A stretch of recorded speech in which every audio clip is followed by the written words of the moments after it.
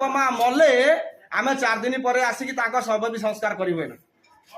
ଏଇ ଯୋଉ ସରକାରକୁ ତଥାପି ଆମେ ଧୈର୍ଯ୍ୟ ଧରିକି 5 ଥର ଭୋଟ ଦେଲା ପରେ ଆମେ ଯେତେବେଳେ ଆମ ହକ୍ ପାଇଁ ଭୁବନେଶ୍ୱର ଗଲୁ ଆମକୁ ଲାଠି ମାଡ଼ କରାଗଲା, ଦାବି ନା ଆମର ଆରେଷ୍ଟ କରାଗଲା।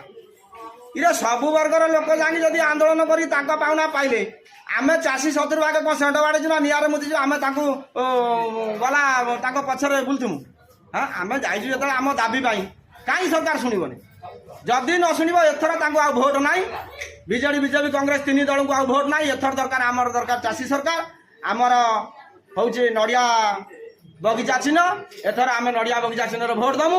ଚାଷୀ ନେତାକୁ ବିଧାନସଭାକୁ ପଠେଇମୁ। ଚାଷୀ ନେତାଟା ବିଧାନସଭାକୁ ଗଲେ ବିଲରେ କେତେ ଜଳ ମାଡ଼ିବ, କେତେଟା କୋଷ୍ଟର ହବ ସମାଜରେ ସବୁ ଯାକ ସିଏ ହିଁ କରିବେ। କିନ୍ତୁ ଏ ସରକାର ଆଉ କରିବେ ନାହିଁ। ମାତ୍ର ଏ ଯୋଉ ତାମିଲନାଡୁ ଯୋଉ 5ଟି ଆସିଛନ୍ତି ଶାସନ କରୁଛନ୍ତି ଓଡ଼ିଶାରେ ସିଏ ତାମିଲନାଡୁ ବିଦା ହେବ। ଏଟା ସତ୍ୟ ସତ୍ୟ।